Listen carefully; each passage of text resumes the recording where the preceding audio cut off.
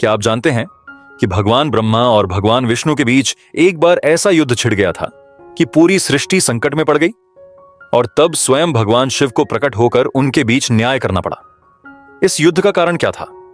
कैसे टूटा ब्रह्मा जी का घमंड और कैसे अस्तित्व में आए ज्योतिर्लिंग? इस रहस्यमयी कथा को जानने के लिए इस वीडियो को अंत तक जरूर देखें, क्योंकि अंत में हम आपको बताएंगे 12 ज्योतिर्लिंग कौन कौन से हैं, उनका आध्यात्मिक और वैज्ञानिक महत्व क्या है और इन ज्योतिर्लिंगों की पूजा करने से क्या फल मिलता है। तो वीडियो को ध्यान से देखिए और अभी हमारे चैनल को सब्सक्राइब कीजिए ताकि ऐसी ही अद्भुत पौराणिक कहानियां आपको मिलती रहें। पौराणिक कथा की शुरुआत बहुत समय पहले, जब सृष्टि का निर्माण पूरा हो चुका था, 3 प्रमुख देवता ब्रह्मा, विष्णु और महेश अपने अपने कार्यों में लगे थे।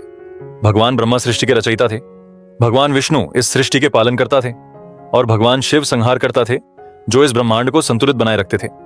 लेकिन धीरे धीरे ब्रह्मा जी को यह लगने लगा कि मैं ही इस सृष्टि का सबसे महान देवता हूं, क्योंकि मेरे बिना तो इस संसार का निर्माण ही नहीं होता। उनका यह अहंकार बढ़ने लगा।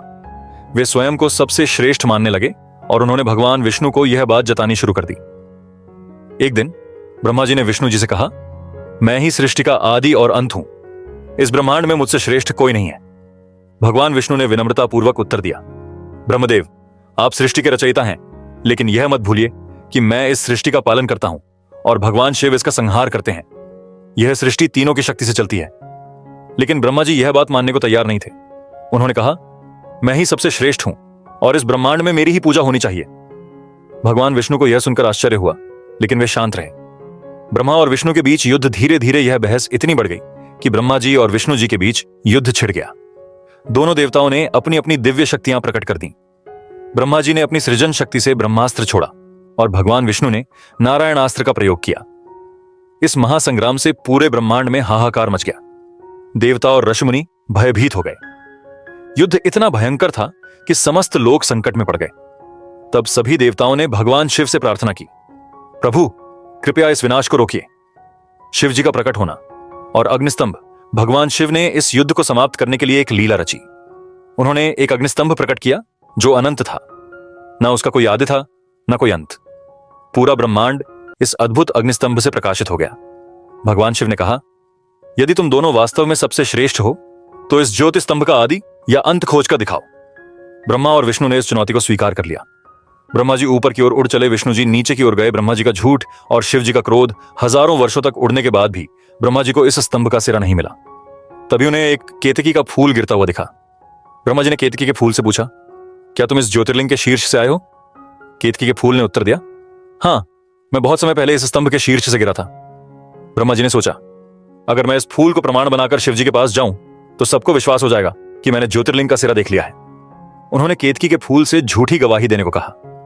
ब्रह्मा जी ने जब शिव जी के समक्ष कहा कि उन्होंने स्तंभ का शीर्ष देख लिया है, तब भगवान शिव अत्यंत क्रोधित हो गए। ब्रह्मा जी को श्राप और ज्योतिर्लिंग का प्रकट होना, भगवान शिव ने कहा, ब्रह्मदेव, तुमने अपने अहंकार में सत्य को झुठलाने की चेष्टा की, इसीलिए अब से इस संसार में तुम्हारी पूजा नहीं होगी। ब्रह्मा जी ने क्षमा मांगी, लेकिन शिव जी का निर्णय अटल था। फिर उन्होंने केतकी के फूल को भी श्राप दिया कि अब से वह उनके किसी भी पूजन में उपयोग नहीं होगा। इसके बाद भगवान शिव ने कहा, यह ज्योतिर्लिंग मेरी अनंत शक्ति का प्रतीक रहेगा। यही ज्योतिर्लिंग बाद में 12 प्रमुख ज्योतिर्लिंगों के रूप में प्रकट हुआ। 12 ज्योतिर्लिंग और उनका महत्व: 1 सोमनाथ गुजरात, 2 मल्लिकार्जुन आंध्र प्रदेश, 3 महाकालेश्वर मध्य प्रदेश, 4 ओंकारेश्वर मध्य प्रदेश, 5 वैद्यनाथ झारखंड, भीमाशंकर महाराष्ट्र, 7 रामेश्वर तमिलनाडु, 8 नागेश्वर गुजरात, 9 काशी विश्वनाथ उत्तर प्रदेश त्र्यंबकेश्वर महाराष्ट्र, 11 केदारनाथ उत्तराखंड, 12 कृष्णेश्वर महाराष्ट्र।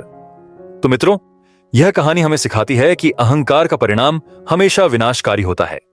भगवान शिव ने यह प्रमाणित कर दिया कि सत्य ही सर्वोच्च है। हर हर महादेव। मिलते हैं अगले वीडियो में एक और अद्भुत पौराणिक कथा के साथ।